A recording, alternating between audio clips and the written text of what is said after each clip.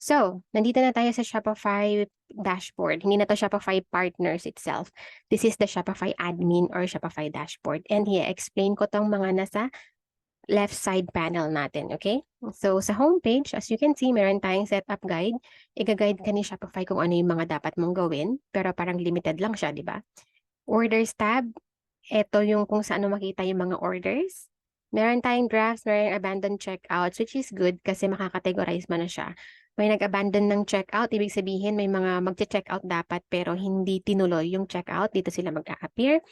And if you're wondering bakit meron tayong draft or create draft order, kasi you yourself as the merchant, pwede kang gumawa ng order.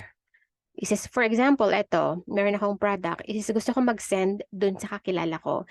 Pero since wala siyang time to order for him or for herself, ako na yung gagawa ngayon ng order. Ilalagay ko lang yung details ni customer or kung sino yung magre-receive. Pwede yun. Ginagawa rin to ng mga merchants na nagbebenta sa iba't ibang platforms, for example, Facebook or Messenger. Although, pwede na kasing i-integrate si Facebook or Instagram dito sa Shopify, still, if you felt the need na kailangan ikaw mag-create ng order, pwedeng ikaw mag-draft ng order, okay? So, let's proceed sa products. Product tab, as you can see, dito mo makikita yung mga settings about product. Anything na you wanna do about your product, nandito siya. So, dito ka mag-create ng product. Pwede kang mag-import. Pero ngayon, ang i-discuss natin is about adding product kasi tuturuan ko kayo mag-product listing. Collections, dito ka pwedeng gumawa ng collections. For example, mga categories. Okay? Kunwari marami kang products. Mga home products, parang ganon. So, meron kang collection for beddings, meron kang collection for furnitures, collection for pillows, mga ganon. So, dito mo siya ilalagay. Tapos, purchase orders. Okay, wag na natin pag-usapan yan. Gift cards. Self-explanatory na yan, catalog. So, ayan, pwede ka rin mag-create ng catalog for personalized wholesale buying with catalog. So, ayan, set buyer specific prices, assign them to the company without the use of tags or apps. Okay, so, maganda tong catalogs. Pero hindi na natin pag-uusapan kasi retailer lang, for example, yung gagawin natin ngayon. Customers, dito mo makikita yung list of your customers. So, yung mga, pag magpa-purchase kasi sila, kukunin mo yung information nila, dito sila mapupunta. And another way for you to get their details is through email pop-up. May magpa-pop up sa store mo na mag-ask ng email address nila and then later on, gusto mo mag-marketing, email marketing, i-retarget mo sila para ma-boost yung sales mo or conversion mo. Dito mo sila makikita. Pwede kang mag-manually add, pwede ka rin mag-import kung dati na nagra-run ka na ng email marketing sa ibang platform. Okay? And content, hindi na natin pag-uusapan to ngayon kasi complicated siya aralin. So for now, ang ituturo ko is yung pinaka-basic lang muna for you to be able to build a fully functional Shopify store. Analytics, dito mo makikita yung mga sales by channel. So kapag kunwari na-launch mo na yung store, pwede mong i-visit to para makita mo kung paano nagpe-perform. Reports, pwede rin. Sobrang ganda ng reports na to kasi marami kang pwedeng i-search dito. Live view, dito mo makikita kung ilan saang parte ng mundo mo nagche-check, currently nag-view or nagche-check out. Ayan ang active cards. Meron nang nag-add to cart. Makikita mo may mga dot-dot dyan dito. Yung parang ganyan. May mga dot-dot.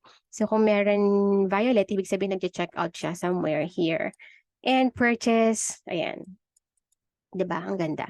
Marketing. So si Shopify, meron siyang sariling email marketing, kagaya ng nabanggit ko kanina, and dito siya mag-a-appear. Kung gusto mo mag-create ng campaign dito, pwedeng-pwede.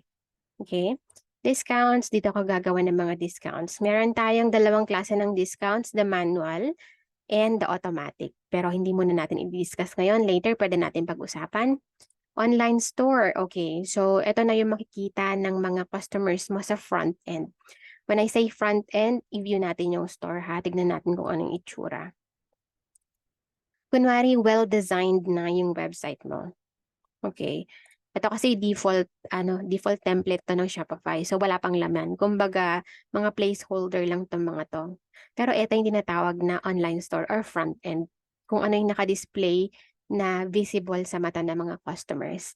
And anything behind, ang tinatawag doon is back end. Okay? So, front end na to, lahat kung paano mo i-design, nandito siya, online store, customize.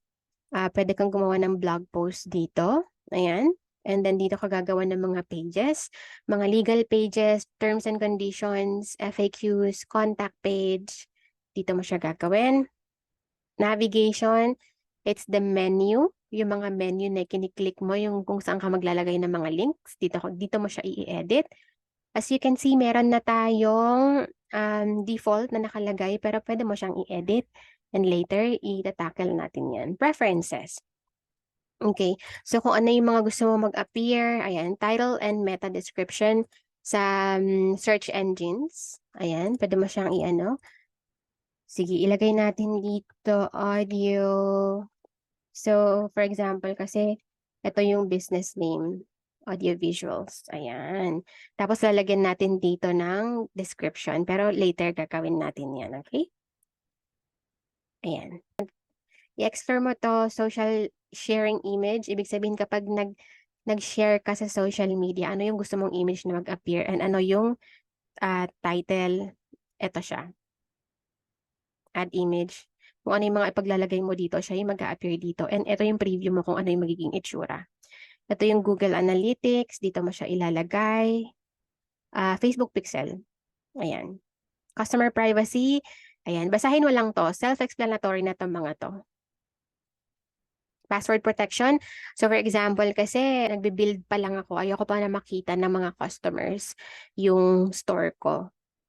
Gusto ko siya, kailangan naka-lock siya para hindi siya ma-view. Meron ka kasing ginagawang something sa website mo na hindi nila dapat makita. Nag-edit ka, nagre-revamp or something, pwede mo siyang i-lock. And this is not your own password para ma-access ng admin for the customers not to see kung ano yung changes na nangyayari sa front store, front end mo, okay? So, point of sale. Ano nga ba si point of sale? Ito kasing point of sale is meron neto yung basic na plan natin. So for example, you are selling products sa physical store mo or anything na sinasell mo physically. Pwede mo siyang i-sync dito kay online store or Shopify, which is maganda. And ma-access mo siya dito. Ayan, may pop-up. Alam niyo ba yung pop-up stores? For example, kung naano niyo yung mga parang tiyangge-tiyangge, I'm not sure kung tama yung term ko. Sa mga SM, sa SM North or kahit sa anong SM, biglang may mga pop-up stores na pupunta doon. Yun yung tinatawag, yung mga goods lang sila doon for a week and then lilipat na naman sila ng ibang mall or location. Yung mga ganun, pop-up store ang tawag doon. So, pwede mong gamitin si point of sale para kunwari nakabenta ka sa pop-up store mo, magsisync siya ngayon dito kay Shopify. So, mamamanage mo lahat ng data. For example, yung mga sales, ilan yung returns, sino-sino yung mga customers mo dun sa physical store mo, makikita mo siya lahat kay Shopify, which is sobrang ganda netong feature na to, especially sa mga businesses nga na nagbebenta physically. Markets and fairs, pareho lang. Brick and mortar. So, tong tatlong tama, manage mo siya lahat kay point of sale. And maganda kasi nilagay na nila dito, you don't have to download the app na.